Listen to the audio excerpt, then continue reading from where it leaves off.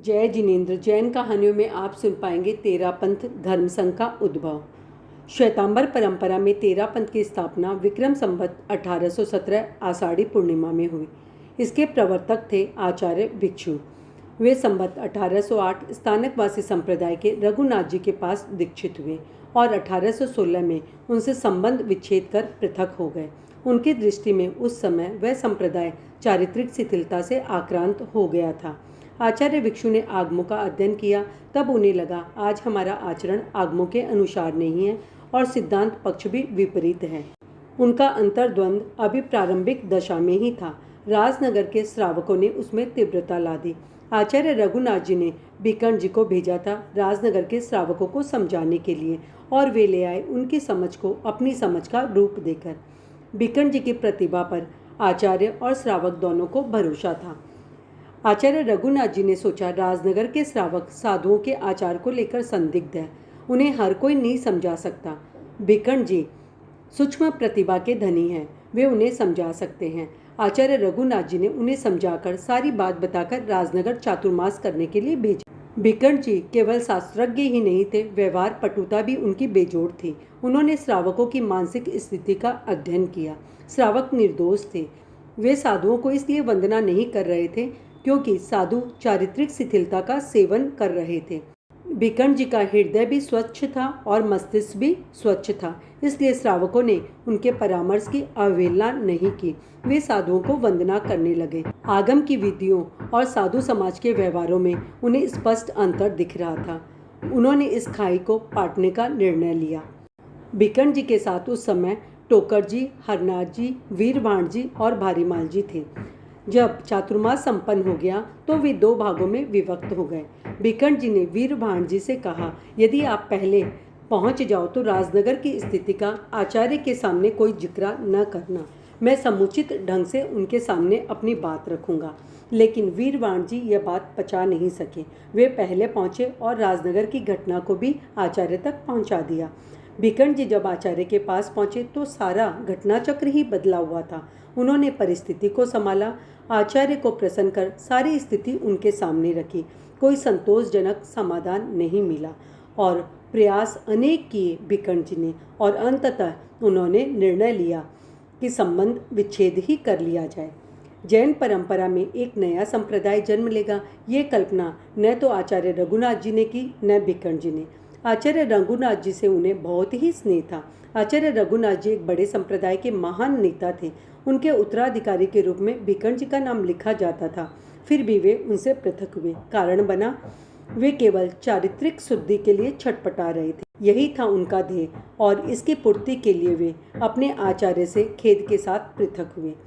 जैन परंपरा में अनेक संप्रदाय हैं, लेकिन तात्विक मतभेद बहुत कम है। अधिकांश संप्रदाय आचार विषयक मान्यताओं को लेकर स्थापित हुए। राजनगर के श्रावकों ने जो प्रश्न उपस्थित किए थे वे भी आचार विषयक ही थे।